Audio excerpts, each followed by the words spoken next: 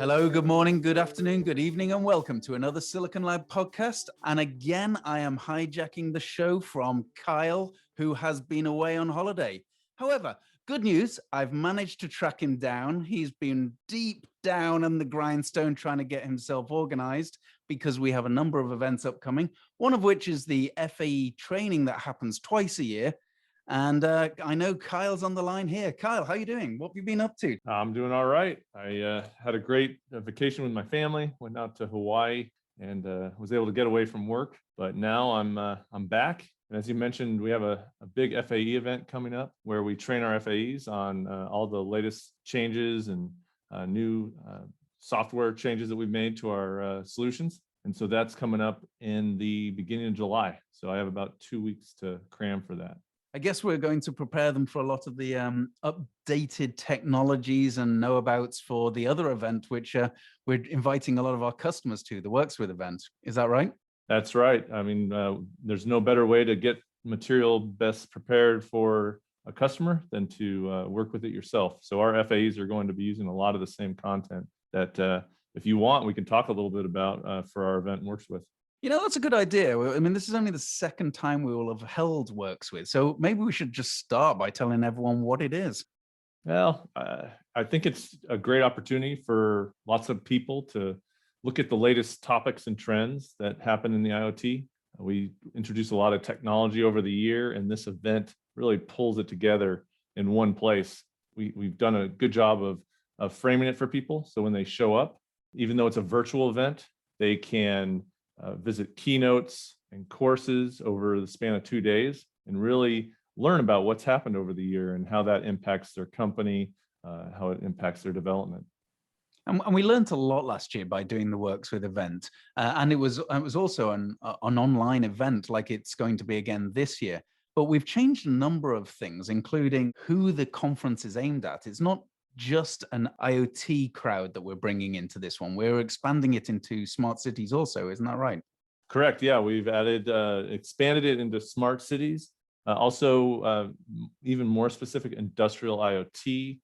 We've added medical and shelf labels and asset tracking. So there's a lot of new things that we've had a lot of success with over the last year, and a lot of our customers have had success with. And this event allows us to share that with the customers. And we've done that by organizing the event a little different as well. We're addressing some different people and setting up each of the sessions slightly differently. Wouldn't you agree? Absolutely. Yeah, we want to allow an attendee to come to the event, whether they're an executive, whether they're an engineering manager, or if they're a deep down developer. We want them to be able to come to the event and understand who the class is intended for. So we've adopted sort of what we experienced in college, where you'd have your 100 level class, and then that would be followed by 200 and 300 classes. And so we've done that this year to make it easier for people to find classes that fit their scope and the depth in which they want to learn. And who are those extra people? We keep saying here that we've slightly changed the format, but that's because we're actually trying to make the event appeal to some slightly different job titles as well. Would you like to talk a little to that as well? Yeah, what we found last year is we did a great job of helping developers and in some cases managers get introduced to a new technology and then start developing with that technology. But what we fell down last year was we didn't have the introductory courses that were more, market and key concept courses that could be used by maybe an executive that just wants to learn about what is going to impact his company. So we added that. And then the other thing we found with the deep dive developers was they wanted to go even deeper. And so that's where we introduced the 300 level course, which will absolutely take those people that attended last year and go deeper.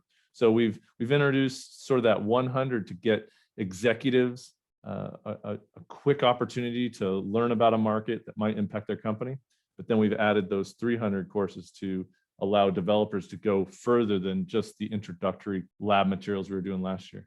Okay, so we've got a nice spread. We're going from the executives who can help their own companies by inviting their engineers into the right courses, those engineers and developers can choose from being shown what to do, which would arguably be the 200 course, to getting their hands dirty in the 300 courses.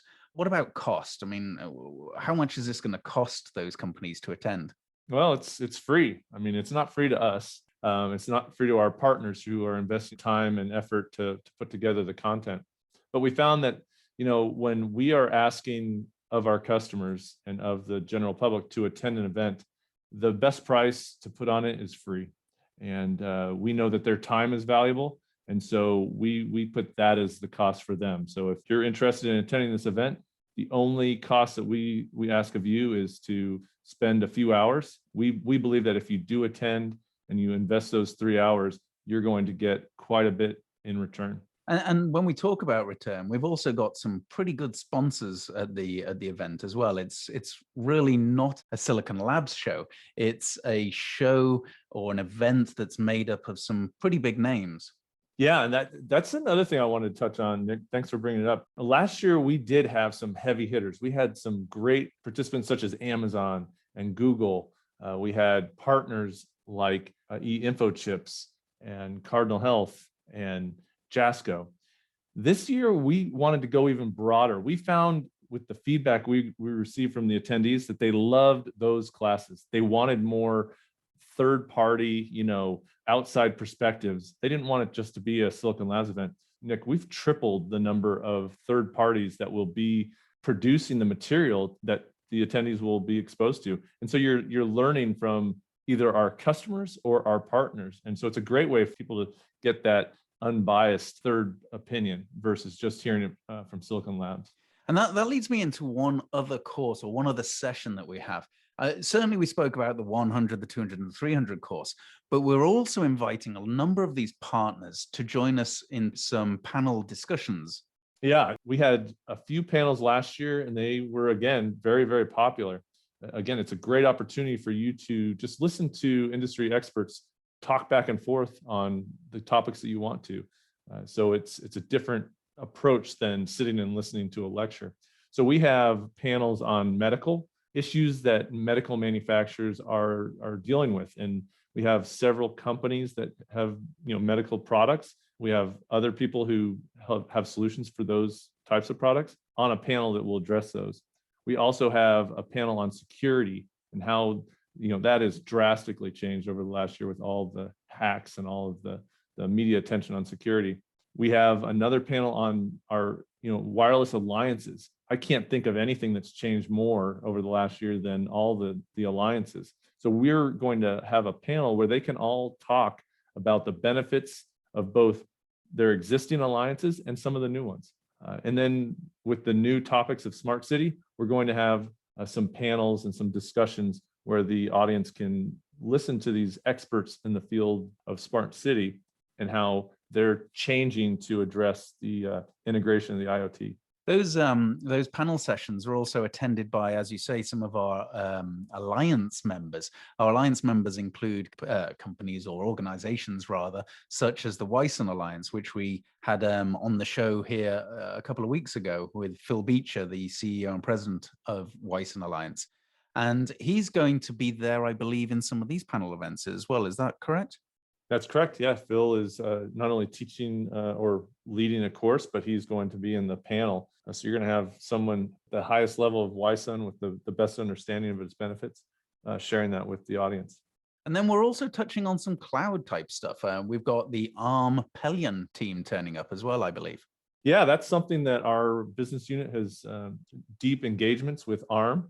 And Pelion is their division that works on cloud management. I believe it's called demand management. And it works in smart cities, managing all the infrastructure that is being developed by these new products that adopt standards. And so Pelion's going to teach a course on cloud management, how you can engage your product with the cloud, and then different types of cloud management software, not only their own, but other varieties that customers can consider. That's right. And when all's said and done, all of these technologies that we're talking about tend to be wireless technologies. And so therefore, we also have a lot of the rudimentary wireless understanding classes around range and how to optimize that. We're talking about how to get the best out of low power characteristics so that you can extend the life of a product and even use coin cells to achieve 10-year battery life and such the like. So it's a very diverse set of topics that we're covering, but that's also matched with the diverse set of partners that are attending. Correct. Yeah. And I can't think of a better way of explaining that is sharing a couple of them. A couple that I'm very excited about, just my engineering background, is Edge Impulse and SenseML are two leaders in embedded machine learning. And so, Nick, they're going to be the people teaching the class. You know, you've got two leaders in the space. They're going to be teaching you two different ways in which to solve the challenges that are coming with this new field like embedded machine learning. So that's one case where we're bringing in partners to present different solutions for a customer that might be interested in embedded machine learning. And that machine learning stuff is also of interest to me too, because frankly, it's a bit of a game changer because it really helps with reducing RF bandwidth and spectral problems. It also helps with extending battery life and getting more out of a sensor at the edge on less resources. Yeah, no, I've done a few of the labs that both of these companies are going to provide for the customers. And it's amazing what you can do now with a Cortex-M type device with the advanced software that they've put together and the tools. It's a big tool push when you're trying to incorporate that machine learning inside of such a small device. That's right. That's right. And I've actually seen some of the demos they're putting together for the WorksWith conference. I'm quite excited to see your opinion of those when you get to see them actually, Cal. Sure. All right, so we spoke about machine learning, but that's very exciting to the people that are thinking down the direction of predictive maintenance and just, as I say, getting more out of less resources.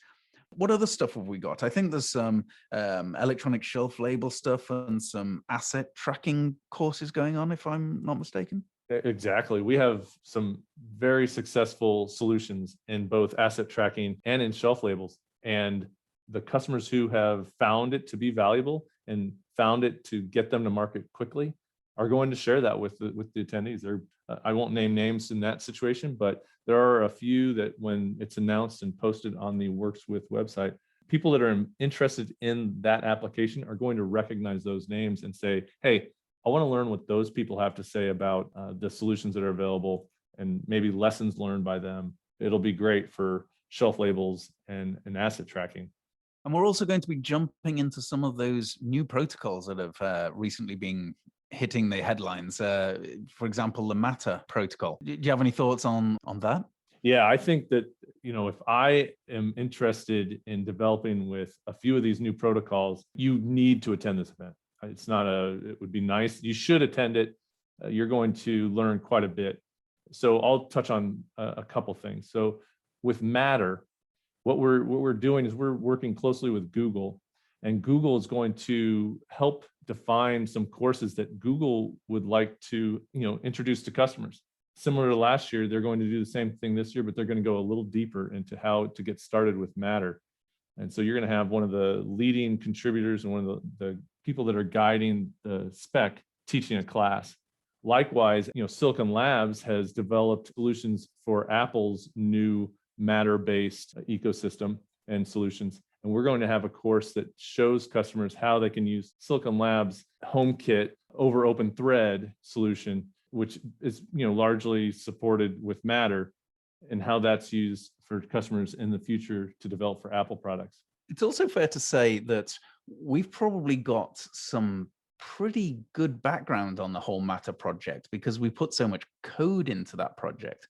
Yeah, no, we are the leading semiconductor contributor to the Matter spec with our background in mesh technologies in the past, whether it's Z-Wave, Zigbee, or proprietary mesh solutions. We have a lot to say when it comes to these new technologies. And so we've contributed quite a bit And that'll come out in these classes as well. We will showcase not only the general matter requirements, but we will sort of tip our hand and say, hey, these are the things that Silicon Labs not only is a leader in, but we've contributed to matter in these areas. How many courses do you think or sessions do you think we now have in that event? Because I know it was double or so of last year. True. I mean, just by adding the introduction of smart cities and industrial IoT, we are up to about 65, 66 courses. And they're nicely balanced. We just wanted to make it a complete curriculum for attendees, regardless of what they wanted to attend. So if they come in and they want to learn about Matter, they have a good 4 or 5 hours of course material for them. If they want to come and learn about smart cities, they have the same 5 hours. So we didn't want to shortchange one topic, and lean it towards one. It's a very well-balanced slate of courses that really fill a curriculum for each of those topics that I've talked about earlier. And of course, even after the event, we've got all the other training materials that you've put together on a lot of these topics as well. Yeah, not only the WorksWith content, but any content that we've been working on to support these solutions. It's all on our training website. So this scilabs.com/training, that content continues to get more and more traction with customers because it really walks customers through not only introducing the topics, but then how to get started. So this is all going to be very helpful for us moving forward when we engage customers to show them not only what it is, but how to get started. Well, this is fantastic, Carl. And I know that I need to let you get back to that FAE training so that all of our own guys are ready to regurgitate and do all the right things at WorksWith. So maybe I should let you do your regular close and let's get back to it. All right. Well, Nick, before I sign off, I just want to thank you. You've been hijacking these episodes and doing a great job. And I'm personally going to just invite you to do more of them. It'll make it a lot easier on me, but I think the audience will enjoy having you continue to provide new insights and new topics for them to learn. So thanks for doing that. Thanks. It's good to hear. Yeah. Well, and to all our listeners, Nick and I both, we thank you. We know it takes time to download and listen to our episodes. We appreciate that. And until our next episode, everyone, stay safe.